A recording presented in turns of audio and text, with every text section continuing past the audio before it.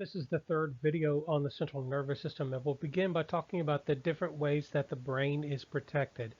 So first of all, there's bone, which is of course the skull. Secondly, there are membranes surrounding the brain, which are known as the meninges. The singular of this is meninx.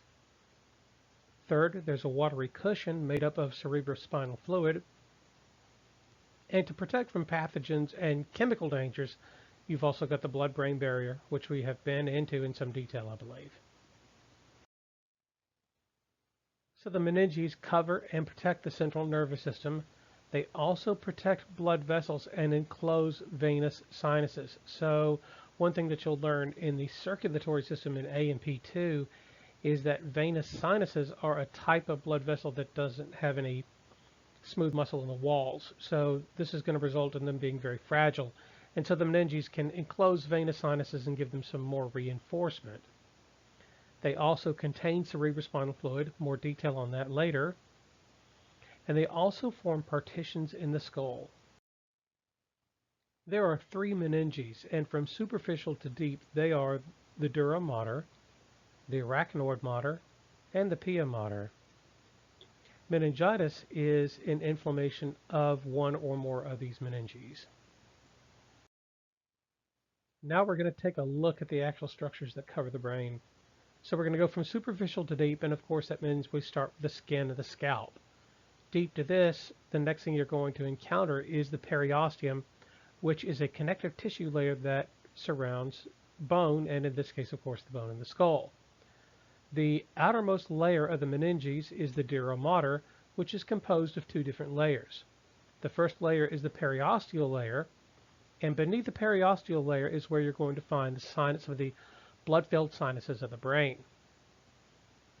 The meningeal layer will protrude down in between the hemispheres of the brain, between the hemispheres of the cerebellum, the hemispheres of the cerebrum, the hemispheres of the cerebellum, and also between the cerebrum and cerebellum, and we'll talk about those in more detail. So the falx cerebri is in the longitudinal fissure only. That's the portion of the meningeal layer that divides the hemispheres of the cerebrum. There is a space beneath the dura mater called the subdural space. If you've ever heard of a subdural hematoma, it would occur in this space.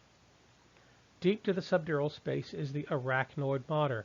Now the arachnoid mater actually looks somewhat spider-webbed if you take a look at the diagram here, and that's the reason why it gets called the arachnoid mater. Here is an arachnoid villus, and the arachnoid villi are responsible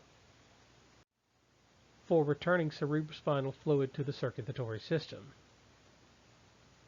Beneath the arachnoid mater, we have the subarachnoid space. You'll find a lot of blood vessels in the subarachnoid space. Beneath that, we have the pia mater. The dura mater is the strongest and most durable meninx. That's the reason why it gets called the dura mater. So it's composed of two layers of fibrous connective tissue, and they will separate to form the dural venous sinuses, as you saw in the prior slide. There are also dural septa, which limit excessive movement of the brain. The falx cerebri in the prior slide is one of those. So the falx cerebri, as I said, it's in the longitudinal fissure. It's actually attached to the crista galli, which is a protrusion from the ethmoid bone. The falx cerebelli runs along the vermis of the cerebellum. The tentorium cerebelli, this is a horizontal fold over the cerebellum and in the transverse fissure which divides the cerebrum from the cerebellum. So here's a mid-sagittal view where we're going to take a look at some of this connective tissue. Some of the folds of the dura mater. This is the falx cerebri. You're taking a look at sort of the edge of this. You can see that it extends quite a ways down into the longitudinal fissure. This is the tentorium cerebelli, and then this is the falx cerebelli. And so now we're going to take a look at some of these structures in a picture of an actual cadaver dissection. Here's the falx cerebri, the tentorium cerebelli, and the falx cerebelli. The arachnoid mater is the middle of the three meninges, and it has web-like extensions, which is why it gets called the arachnoid mater after spiders. It's separated from the dura mater by the subdural space. The subarachnoid space will contain cerebrospinal fluid and the largest blood vessels of the brain, and we'll see that route of cerebrospinal fluid around the brain in just a few slides. Arachnoid villi protrude into the superior sagittal sinus. These are what return cerebrospinal fluid to the bloodstream. As I said, it's cerebrospinal fluid reabsorption. And here's one more look at these different layers before we move on. So the pia mater is very delicate. It clings very tightly to the brain. If we had been in lab this semester and you had done a sheep brain dissection, you would have had kind of a hard time finding the pia mater because it is held tightly to the brain by astrocytes. Cerebrospinal fluid is composed of a watery solution. Now this gets filtered from blood plasma by ependymal cells. So it's got less protein and different ion concentrations than plasma, and it stays at a relatively constant volume. So the function of cerebrospinal fluid is basically to give buoyancy to central nervous system structures. It basically reduces their weight, so they don't have to hold their own weight. They don't have to support their own weight. So this buoyancy reduces their weight inside the skull by about 97%. It'll also protect the central nervous system from blows and other trauma. So the reason why it takes a relatively hard impact to knock you out is because of the cerebrospinal fluid. It also nourishes the brain and carries chemical signals. So it carries out some of the functions of the central nervous system, of the circulatory system. Now we're going to take a look at the formation, the location, and the circulation of cerebrospinal fluid. The first thing to tell you is that the choroid plexus of each ventricle will produce cerebrospinal fluid. And if you look at the orange colored structures, one of them is around the prominent number 1 in the middle of the diagram, you'll see the choroid plexus for the third ventricle. So just to give you a little bit of an orientation, what we're looking at here is the right lateral ventricle is deep to the cut here. So because this is a mid-sagittal section, you're not going to encounter any of the ventricles. So the third ventricle is going to be basically right in the middle, just below the number 1. The fourth ventricle is actually right here, about in this area right here. So it is actually sort of anterior to the cerebellum. And so the two lateral ventricles are the first two ventricles, then you have the third and the fourth one. There are choroid plexuses present in each ventricle, and they're going to produce CSF. Now, if you take a look at the, as I said, the orange-colored structures, you'll see some red arrows coming out of them. And this is sort of my way of indicating that these actually produce cerebrospinal fluid. We'll see exactly how they do in a little bit. So the second thing to tell you is about the route of cerebrospinal fluid. It flows through the ventricles into the subarachnoid space via median and lateral apertures, and also flows through the subarachnoid space. So let's just take a look at the route of this through the brain.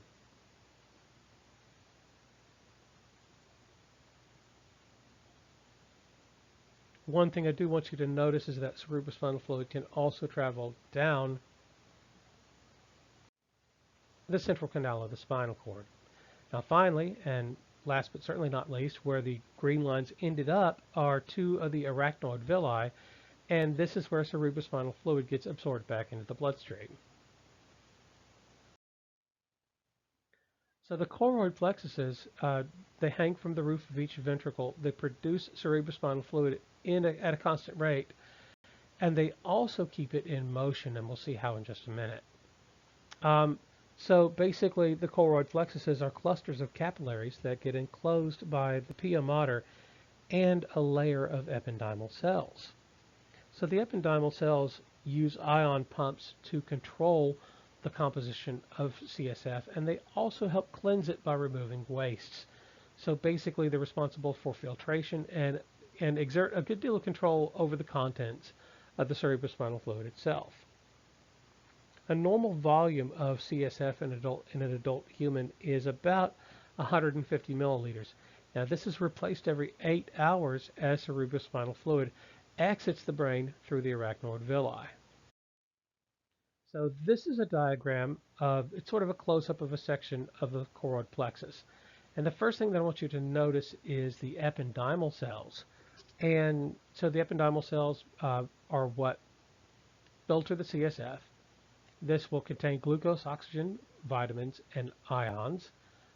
Wastes and unnecessary solutes get reabsorbed. And so here basically you see the ependymal cells uh, able to control the contents of the cerebrospinal fluid. Now, one thing I want you to notice about each of these ependymal cells is a number of things about this diagram that I like. So what it shows is it actually shows some very tight connections between these cells.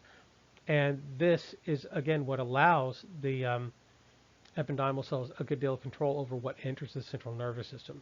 Also, you'll see that there are a lot of cilia here.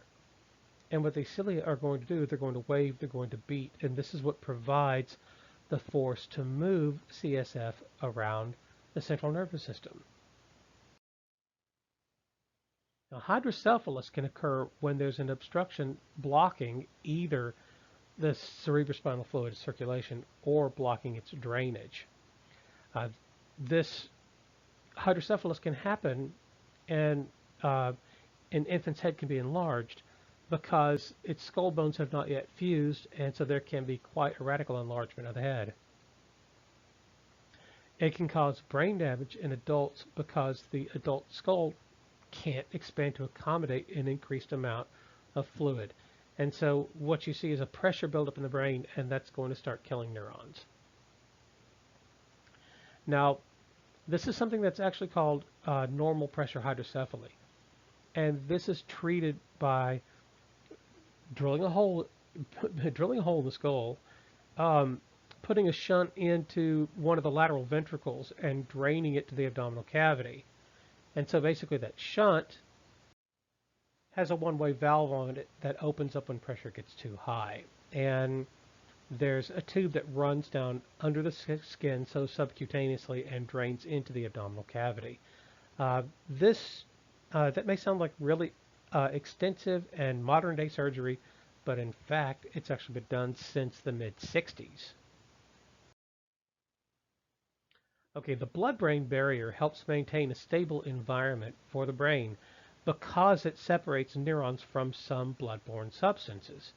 Its composition is the continuous endothelium of capillary walls. So you'll talk about different types of capillaries when you go through the circulatory system in A&P2. And so the endothelium is the layer that actually makes up the inner walls of capillaries. And in some capillaries, there are pores in those cells, and in some capillaries there are actual openings between those cells. Not in these capillaries. These are called continuous capillaries, and it's because their cells are tightly joined together, and there are no spaces either through the cells or between the cells. There's also a fairly thick basal lamina, so this is a protein layer that surrounds the capillaries. And so this is going to give you a little bit of an additional barrier. Also, you have the feet of astrocytes. And so basically, they will extend cytoplasmic projections around the capillaries. This is something that we've seen in a diagram before. And what that will do is that'll add sort of an additional layer through which cerebrospinal fluid has to pass through. So the feet of the astrocytes provide a signal to the endothelium that causes it to form tight junctions. So these really tight joinings between cells that we saw very early on the semester. So if you look at astrocytes, I wanted to remind you of this particular cell, and you can see that it's reaching out processes to cover the neuron, but it also reaches out processes to cover the capillary sort of on the lower left, and you can see that those processes are forming a fairly continuous barrier around that capillary. So what are the functions of the blood-brain barrier? Why do we have it? It is a selective barrier that allows nutrients to move, and they move by facilitated diffusion. And what gets denied? Passage of metabolic wastes, proteins, toxins, most drugs, some small non-essential amino acids, and potassium. And so Basically, there's a great deal of control placed over what can enter the central nervous system by the selective barrier. Now, it will allow any fat-soluble substances to pass because a substantial amount of this is actually the cell membranes of both the capillary cells and of the astrocytes that surround them. So anything that can make its way through a membrane fairly easily can also make it through the blood-brain barrier a little bit more easily. And so alcohol, nicotine, fortunately anesthetics can also pass through this barrier. Now it is absent in some areas because there are some areas that need to be exposed to any potential toxins in the bloodstream. So there are a couple of places, the hypothalamus and what's called the vomiting center, where it's necessary for the central nervous system to monitor the chemical composition of blood, and that means in those areas the blood-brain barrier is going to be absent. Next, we're going to look at the spinal cord, and we're going to look at the gross anatomy and protection. And on down the line in this video, we're also going to examine how nerve impulses get passed up and down the spinal cord. So its location begins at the foramen magnum, and it ends at L1 or L2 vertebrae. Now, if you'll recall from the skeleton lab, vertebrae are named with the lowest numbers highest. So there are 5 lumbar vertebrae and then the sacral vertebrae beneath it. And so the spinal cord actually ends at the first or second lumbar vertebra. So there's actually quite a bit of spinal canal left, but it won't be the spinal cord that's taking it up. It'll actually be spinal nerves. So the functions of the spinal cord are basically to provide two-way communication, which is going to be one way to the brain, the other way from the brain. It's also going to contain spinal reflex centers. This is one lab that I really wish we'd had the chance to do. A lot of you could have been hammering on each other with reflex hammers, and that's always fun for me to see. So the spinal cord does contain spinal reflex centers, and we'll go into what the elements of a reflex are in just a little bit. So the spinal cord is also covered by bone, meninges, and cerebrospinal fluid. So it's got the same sort of protections that the brain does. Of course, the bone covering is not continuous as it is with the skull because the spine needs to be free to move. So there is an epidural space, and this is a cushion of fat and a network of veins in the space between the vertebrae and the spinal dura mater. And so epidural literally means on top of the dura mater. There is cerebrospinal fluid in the subarachnoid space surrounding the spinal cord. The dural and the arachnoid membranes extend all the way down to the sacrum. So even though the spinal cord proper ends at L1 or L2, the dura mater and the arachnoid mater actually extend down and anchor in the sacrum. And so this provides some stability to the spinal cord so that it doesn't recoil from impact to the spine when we walk or when we jump. So this is a site of where you get a lumbar tap or a spinal tap.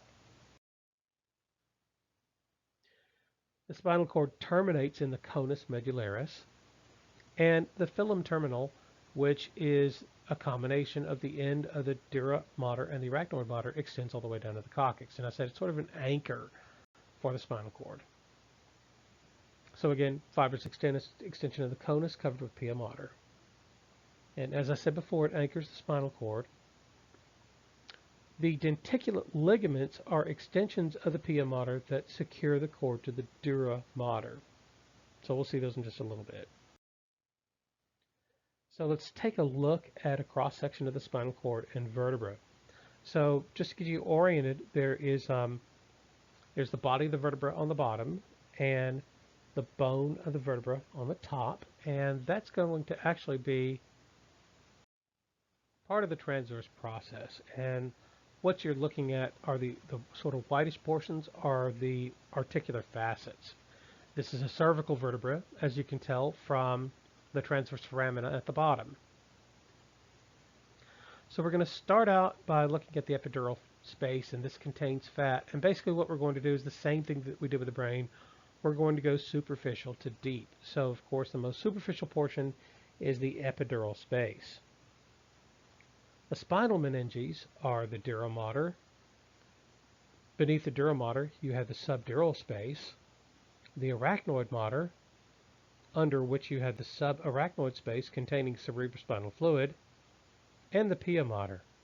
So if you take a very close look at the diagram, you'll see these very tiny thread-like extensions, and those are going to be the denticulate ligaments. Okay, this shows you basically where a spinal tap goes in. So let's take a look at a couple of the layers here and the spaces here, and then we'll see exactly where that needle is going in. So here's the arachnoid mater, here's the dura mater, and this puncture is entering the subarachnoid space. So you can see there's a pretty good amount of room. And why would you do this all the way down at L5? The reason why is it's basically kind of safety, because if you did a lumbar puncture above L1 or L2, you might risk damaging the spinal cord itself. And in this case, if a needle does impact any of the nerves that are in there, if these are spinal nerves, and you're not going to have the kind of damage to the spinal nerves, or you're not going to have the kind of damage that you would have with damage to the spinal cord. So this is a diagram of what you would see if you dissected away the skin, the musculature, the vertebral arches, the dura mater, and the arachnoid mater. If you dissected all of those away and you were taking a look at the spinal cord proper.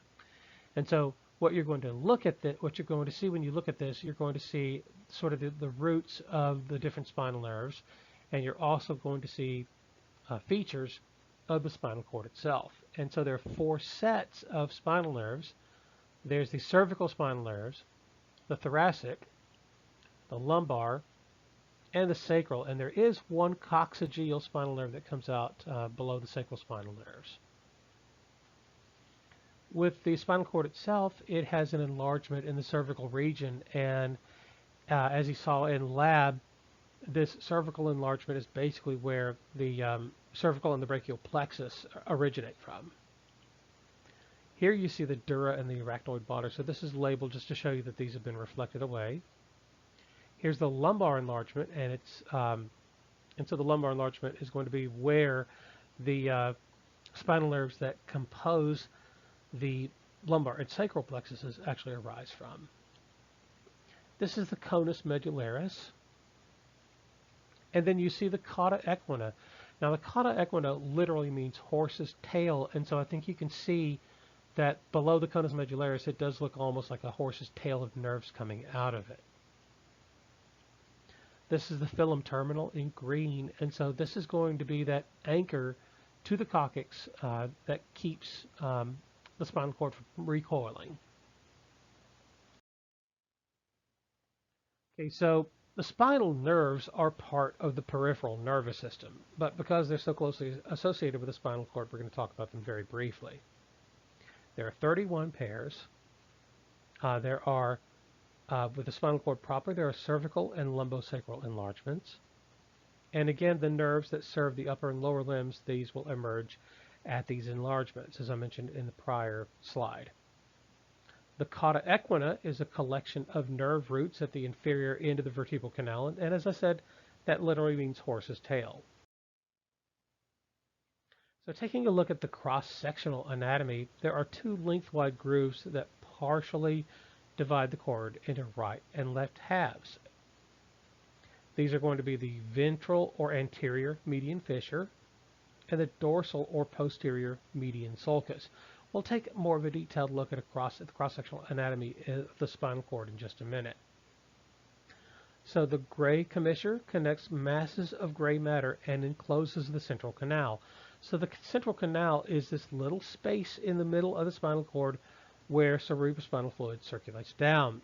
And in the spinal cord, if you'll recall from one of the prior videos, the gray matter is actually deep to the white matter. And so this gray matter is going to be connected across the spinal cord by the gray commissure. So now we're going to take a little bit more detailed look at the cross-sectional anatomy of the spinal cord. So we're going to start and go from the inside out this time. So here you've got the central canal. Then Superficial to that, you've got the gray matter. Here's the gray commissure. These are the dorsal horns of the gray matter. These are the ventral horns of the gray matter. And these are the lateral horns of the gray matter. Now, the lateral horn is only present in the thoracic vertebrae, the area of the spinal cord corresponding with the thoracic vertebra and a little bit of the lumbar. And we'll see why in the next video when we cover the sympathetic nervous system. So the lateral horn is basically where you get outflow with the sympathetic nervous system. And because that outflow is limited to the thoracolumbar region, you're only going to see lateral horns in that area. So in the cervical region, you're not going to see any sort of lateral horn in the gray matter. Okay, the white matter in the spinal cord can also be divided up into columns. There's the dorsal funiculus, the ventral funiculus, the lateral funiculus, and so that's the white matter. And now you can see that there's a dorsal median sulcus and a ventral median fissure that sort of almost divide the spinal cord into hemispheres. Here's the pia mater, just overlying the spinal cord proper. Here's the arachnoid mater and the spinal dura mater. So let's get into a little bit more detail about the gray matter. So the dorsal horns contain interneurons that will receive somatic and visceral sensory input. So one thing that I want to establish right now is that dorsal is basically involved with sensory, ventral is basically involved with motor. So whenever you hear or see dorsal, think about sensory input. The ventral horns contain some interneurons, and they also contain somatic motor neurons, and the axons of these motor neurons will exit the cord via the ventral roots. So again, dorsal is sensory, ventral is motor. The lateral horns, as I said, are only in the thoracic and superior lumbar regions, and this is where you get the outflow of neurons from the sympathetic nervous system. The dorsal roots provide sensory input to the cord, and the dorsal root or dorsal spinal ganglia, these are the cell bodies of unipolar sensory neurons. So outside of the central nervous system, whenever you have a collection of cell bodies, you're going to call it a ganglion. Inside the central nervous system, you're going to call it a nucleus. And so in the prior video, I know that you saw different nuclei like the red nucleus and the pontine nuclei and the substantia nigra. And so these are going to be nuclei, collections of cell bodies, but if you're outside the central nervous system, you're going to call them ganglia. So what are the zones of the spinal gray matter? It turns out that different portions of the gray matter are devoted to either receiving or sending information. And so you have one zone for the somatic sensory neurons, one zone for the visceral sensory neurons, a zone for the visceral or autonomic motor neurons, and one for the somatic motor neurons. And so I want to remind you again that the somatic sensory and motor involves skeletal muscle and skin. So taking a look at these zones on a cross section, you're going to see a number of these. So this blue zone is interneurons that receive input from somatic sensory neurons. So you can see the route of sensory neurons into the spinal cord. You have a somatic sensory neuron, which the cell body of which is contained in the dorsal root ganglion. When you've bypassed the dorsal root ganglion, you're now into the dorsal root, and that will synapse with interneurons in the dorsal horn. So that's going to be in this area, the somatic sensory neurons. The interneurons that receive input from visceral sensory neurons are going to come through basically the same route. This one is marked in green. So you see the visceral sensory neuron. It will also pass through the dorsal root ganglion. Its cell body will also be located in the dorsal root ganglion. but the interneurons are a little bit deeper in the gray matter of the spinal cord.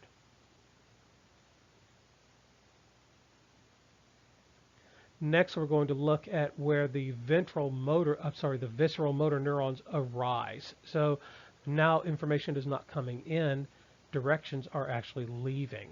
So the route of signals from this area containing the visceral motor neurons goes like this. So here's the area that contains the cell bodies for the visceral motor neurons. That's going to mean it's a nucleus. And so you see a motor nucleus from which axons move out into the ventral root. They're going to join with the sensory neurons at the spinal nerve and continue on down the nerve.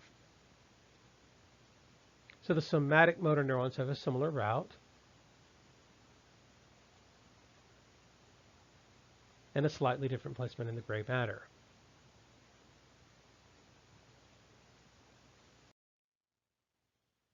Okay, the white matter may look fairly homogeneous, but it's actually differentiated because you have myelinated and non-myelinated nerve fibers allowing communication between parts of the spinal cord, and the brain. So anywhere where you see white matter, it's an indication that the axons are covered with myelin. And so any place where you see white matter, there's no decision making going on, there's no integrative function going on there. This is strictly about moving signal up and down the spinal cord. So white matter runs in three directions: ascending, which is up to higher centers, and this will be sensory inputs that are coming in; descending, which carries directions from the brain to the spinal cord or to lower cord levels; and you'll also see transverse, which means that you're going to have passage of signal from one side to the other of the spinal cord and of the brain, and these are going to be the commissural fibers. So the white matter is divided into three white columns or funiculi on each side. There's the dorsal or posterior, the lateral, and the ventral or anterior. Each spinal tract is composed of axons with similar destinations and functions. So this is something that I want to make clear. The funiculi are subdivided into tracts. Now, tracts in the central nervous system are pretty much the same thing as nerves in the peripheral nervous system. So you're going to see clusters of axons that have got similar destinations and functions. So there are major spinal tracts which form parts of multi-neuron pathways. So let's get into talking about this a little bit more. Some of the terminology that you'll need to know: decussation is when pathways cross to the other side. So I'm sure that all of you know, especially by now, that the brain or the motor cortex can control motor movement on the opposite side of the body, and handedness is an indication as to which side of your brain is actually dominant. And so if you're left-handed, you're right brain dominant. And so that can't occur without pathways crossing to the other side of the spinal cord. So we'll see where these decussations are located in some of the major spinal tracts. A relay consists of 2 or 3 neurons. And when we talk about both the sensory and the motor pathways, all of these are going to consist of at least 2 or 3 neurons end to end, so these are going to be called relays. Somatotopy is a precise spatial relationship, and basically this is the idea that there's a correspondence of each area of the body to a specific point on the central nervous system. So when you went through the different portions, the sensory and the motor portions of the cerebral cortex, basically you were seeing a diagram that represented somatotopy. So a relationship between a specific part of the body and a specific part of the brain. Symmetry basically means that some of these pathways are paired symmetrically.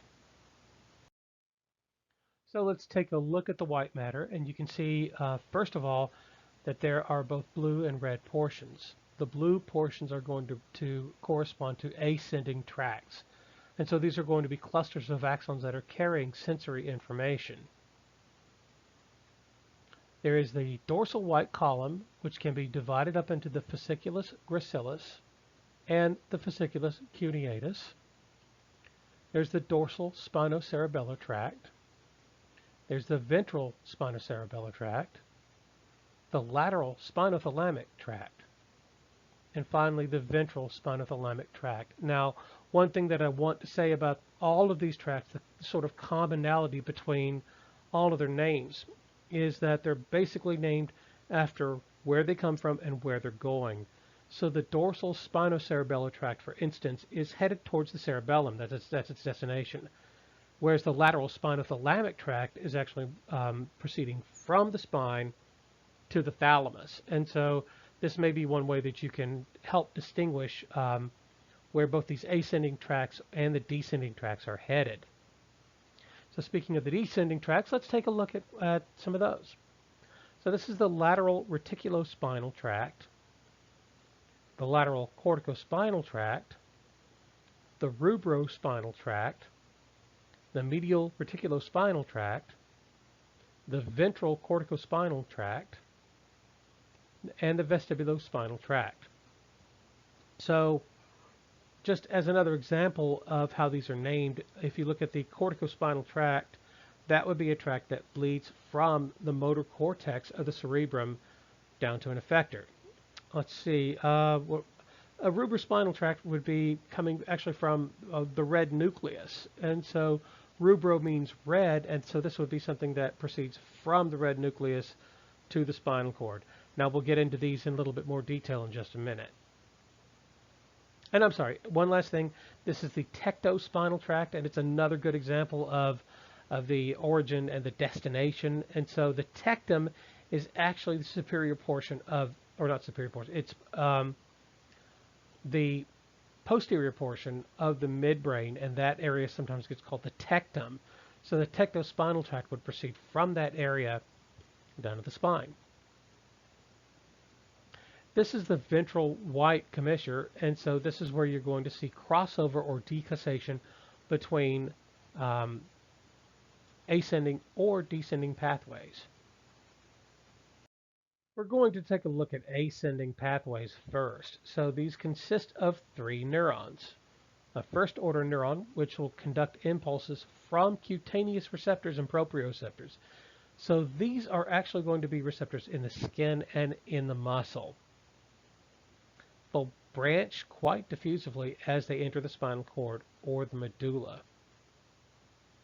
They'll synapse with a second order neuron. That second order neuron, which is called an interneuron because it's in between 2 other neurons, that second order neuron will have its cell body either in the dorsal horn of the spinal cord or in medullary nuclei, so in the medulla oblongata. Their axons will extend to the thalamus or to the cerebellum, depending on which tract that they're in. Third order neurons are also called interneurons. Their cell body is going to be in the thalamus, and their axon will extend to the somatosensory cortex. There are no third order neurons leading to the cerebellum, so anytime that you've got a signal headed for the cerebellum, it's going to be a 2-neuron relay. In this slide, we're going to take a more detailed look at a couple of ascending pathways. And so we're going to start out with a spinocerebellar pathway. Now, from what I've told you earlier in the video, you should be able to tell where this pathway begins and ends. So it begins in the spine, ends at the cerebellum. And we're going to get this started with sensation from a muscle spindle. So this will contain proprioceptors that send signals up the axon of a first order neuron. Now, one thing that I want you to notice about this particular pathway is that you see a synapse almost immediately after this first order neuron enters the dorsal horn of the spinal cord. So our second order neuron is actually going to start here and proceed superiorly, and it will proceed superiorly up the dorsal spinocerebellar tract. And so that means that this tract is actually composed of axons of second order neurons. The dorsal column medial lemniscal pathway is a little bit more complex, and so that's the reason why we're going to take a look at this now. So we get started with something similar, and that is a sensation of a receptor, except this time it's going to be a touch receptor, let's say in this case at the base of the foot. So the very first thing that I want you to notice is that when you enter the spinal cord, you don't see a synapse between the first and the second order neuron. Instead, the fasciculus gracilis is actually going to be composed of axons of the first order sensory neuron. And so the first order sensory neuron is going to travel up the spinal cord to the medulla oblongata, and its destination is actually going to be the nucleus gracilis. So its destination here is going to be one of the nuclei in the medulla. And so that's the reason why it's going to be called the fasciculus gracilis. It ends in the nucleus gracilis. Now, along a parallel pathway, or as a part of this pathway, you're also going to see, and I'm sorry, the medial lemniscus. This is a tract that carries axons of second order neurons. So the dorsal column proper is going to be axons of the first order neurons, and the medial lemniscus proper is going to be axons of second order neurons. So let's turn our attention to a different portion of the dorsal column, and this is going to be bringing in stretch receptors or proprioceptors from your upper limbs. So the fasciculus cuneatus is actually part of the dorsal column that's composed of axons of first order sensory neurons that are coming in at the cervical spinal cord.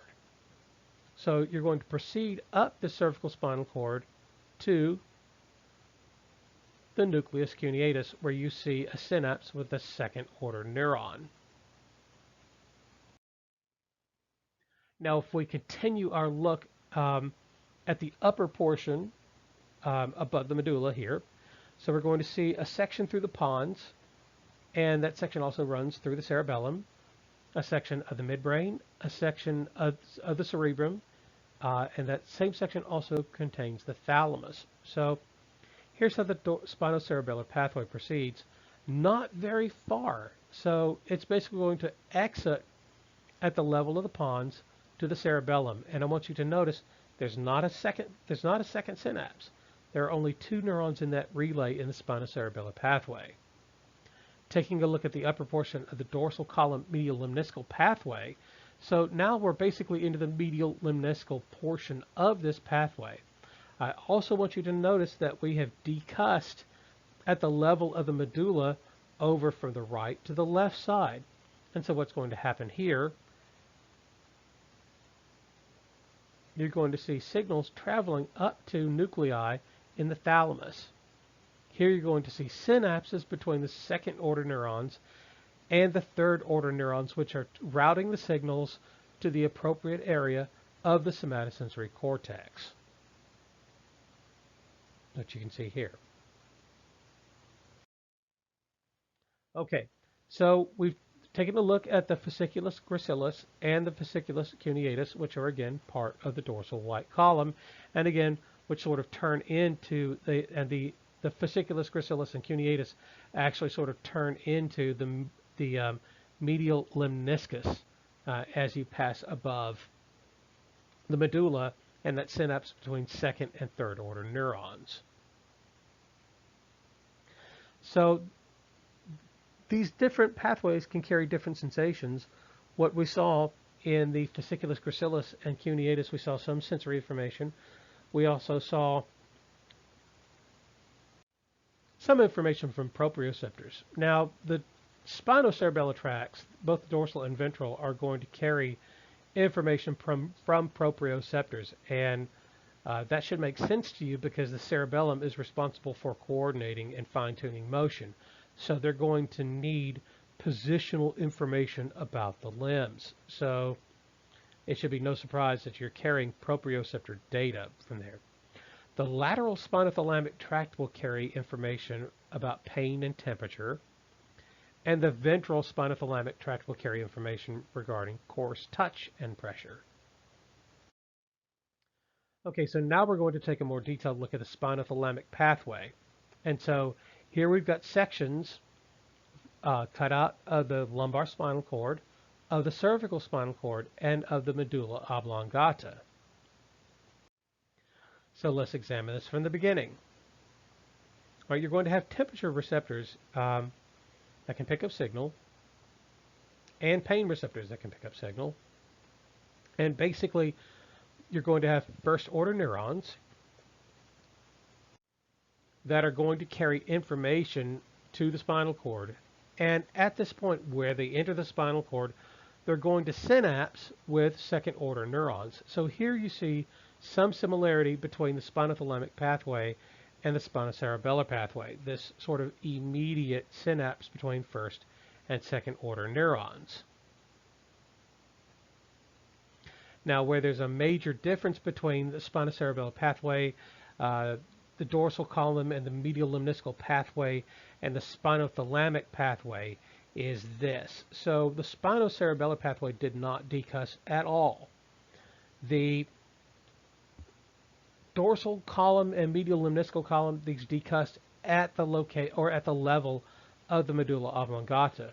Now here with the spinothalamic pathway, you'll see an almost immediate decussation as well.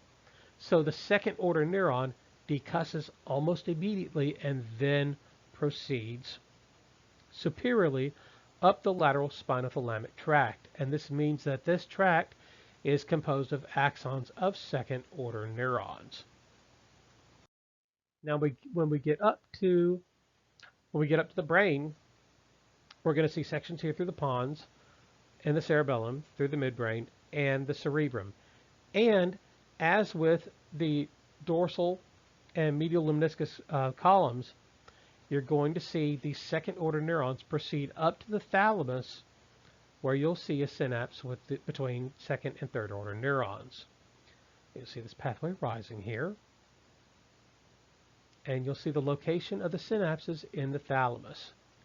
And again, these are going to send signals via axons of the third order neurons to the appropriate areas of the primary somatosensory cortex.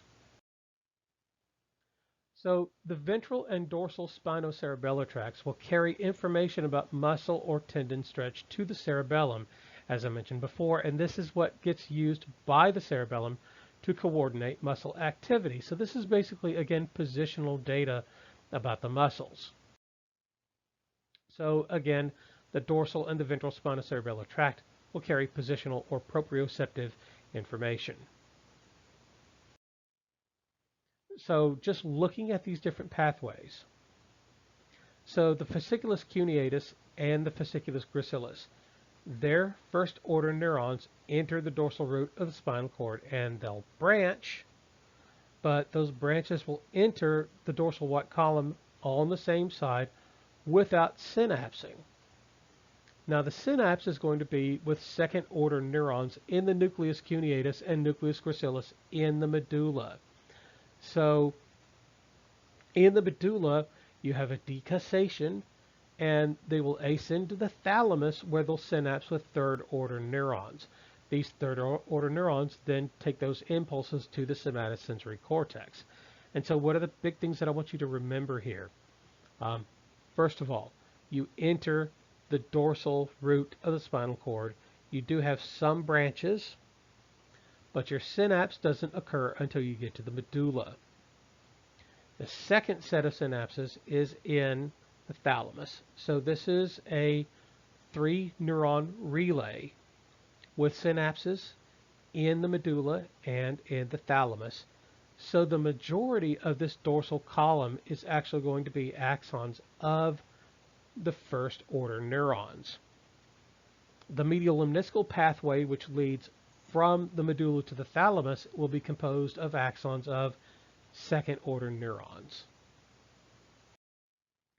These second set of tracks, the lateral spinothalamic and the ventral spinothalamic, again, this is a little bit easier because these names make it more obvious where your destination is. And what are the origins of these pathways? Well, I want you to remember that when the sensory neurons feeding these come in, they synapse almost immediately when they get into the spinal cord. The decussation is also going to be immediate before they ascend at all. So you have a synapse right away, you have a decussation right away, and that means that these spinothalamic pathways are not first order neurons as they were in the prior slide. They're going to be second order neurons, and they'll end in the thalamus where they synapse with the third order neurons. So as I said, begin with interneurons, they begin with the second order neurons, they end with their synapse with third order neurons in the thalamus. Same thing, of course, with the ventral spinothalamic. So the dorsal spinocerebellar and the ventral spinocerebellar. The dorsal carries information from the lower limbs in the trunk only. So the other pathways that carry information from the upper limb and the neck, these are the rostral spinocerebellar. It says beyond the scope of this book, also beyond the scope of this course. So you won't have to worry about that. But the big things that I want you to remember about the dorsal spinocerebellar pathways is unlike the other sensory pathways, there are only two neurons. Okay? The origin of these pathways is the synapse between the first and the second order neuron. So our origin is going to be at the spine right where the synapse between the first and the second order neurons occurs. Now, there's no decussation in these spinocerebellar pathways. The fibers ascend without crossing. And where are the second order neurons going to end? Actually, all the way in the cerebellum. So you see again, the entire ascending pathway for both the dorsal and ventral spinocerebellar are second order neurons that begin right at the entry point, right at the synapse, at the level where the first order neurons enter the gray matter and end by synapse in the cerebellum. Okay, now we're going to take a look at some descending pathways and tracks. And instead of taking sensory information to the brain, they're going to deliver motor impulses from the brain to the spinal cord. There are two groups here. One is called the direct pathway, which involves pyramidal tracks. We'll get into that into a little bit more detail in just a minute. And all others which are indirect pathways. So motor pathways generally involve two neurons, upper motor neurons, and these upper motor neurons are pyramidal cells that begin in the primary motor cortex. So you may remember pictures of those from your lab test 4. The lower motor neurons actually begin in the ventral horn and innervate skeletal muscles. So the direct or pyramidal pathways, they go from the pyramidal neurons in the precentral gyrus through the pyramidal or corticospinal tracts. We'll see this in a little bit more detail in just a minute. Now these are called direct because they will descend without synapsing until they reach the lower motor neuron in the spinal cord. So they go directly from the motor cortex all the way down to the lower motor neuron in the spinal cord. Now axons can synapse either with interneurons or with ventral horn motor neurons, but either way it's going to be on the same level of the lower motor neurons. And this direct pathway will regulate fast, fine, and skilled movements. So we're going to take a look at the pyramidal, which are going to be the lateral and ventral corticospinal pathways. And so the lateral pathway is sort of in this rose color, and the ventral pathway is sort of in this red color.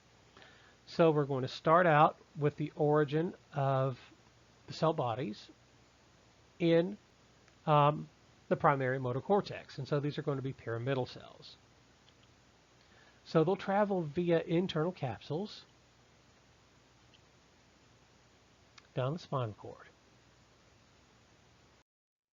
Now, once you get below the pons to the medulla oblongata, the reason why these get called pyramidal is because they do pass through the pyramids of the medulla. Now, there's something that I want you to notice here. With the ventral corticospinal pathway, the ventral corticospinal tract actually gets all the way down to its destination, down to the level where it synapses with a second order, with a lower motor neuron. It goes, in other words, it goes a ways down the spine before it decusses. So it won't decuss until it synapses.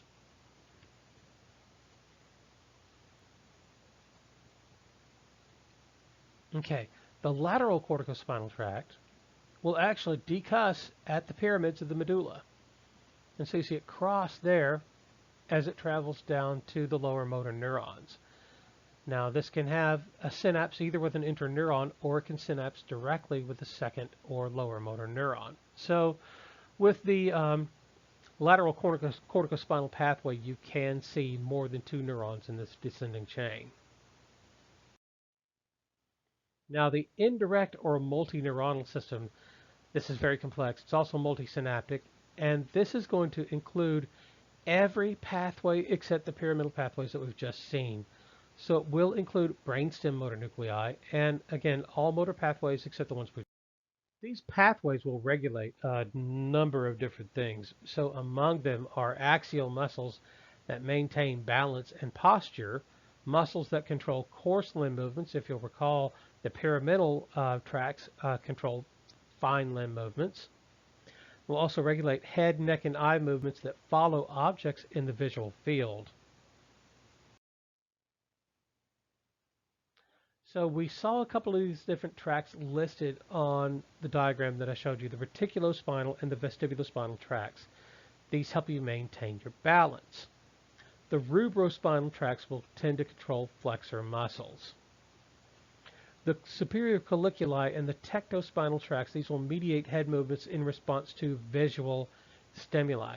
So if you see something moving within your field of vision and you turn your head in that direction, that's actually these tracts that mediate these head movements. So reorienting ourselves here, you'll see that the rubrospinal tract begins at the red nucleus in the midbrain. So the cerebrum actually isn't involved with this one. And it will actually decuss at the level of the cerebellum and pons. And from here, it will travel down into the cervical spinal cord, where it will synapse with an interneuron or synapse with a lower motor neuron. And because it's already decussed, it won't decuss again.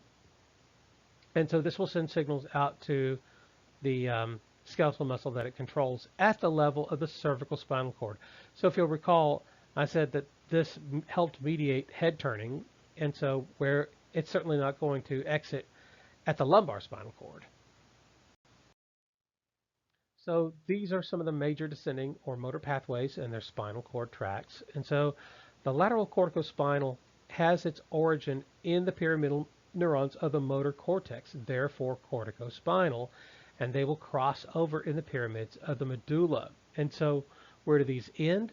At the ventral horn with ventral horn neurons, and occasionally they'll synapse with ventral horn motor neurons directly. The ventral corticospinal, its origin is actually in the pyramidal neurons of the motor cortex, so that's where cortico comes from. And the fibers won't cross over in the pyramids of the medulla, rather they'll cross over at the spinal cord level, and they'll terminate in the ventral horn, either with interneurons or with ventral horn motor neurons directly. The tectospinal will originate in the superior colliculus of the midbrain of the brain stem. And so, again, remember that another name for the superior and inferior colliculi of the midbrain is actually the tectum. And so it begins with the tectum, ends in the spinal cord. The vestibulospinal pathway or tract begins in the vestibular nuclei in the medulla. I know that we didn't go over this, or in a picture, but it originates in the vestibular nuclei in the medulla and it ends in the ventral horn. So again, it goes from the vestibular nuclei to the spinal cord, therefore vestibulospinal. The rubrospinal tract, which we saw, begins in the red nucleus of the midbrain of the brain stem. And so, again, rubro is another name for red, so rubrospinal literally means to go from red to spinal, and that's what this tract does, goes from the red nucleus to the spinal cord. And the reticulospinal tract, the ventral, medial, and lateral start with the reticular formation of the brainstem, which you went over in the last video. And so this is going to have both crossed and uncrossed fibers, but it will begin in the medial nuclear group of the pons and the medulla, where the reticular formation is located. And so these will terminate in the ventral horns. And so it goes from, again, the reticular formation to the spine, therefore reticulospinal.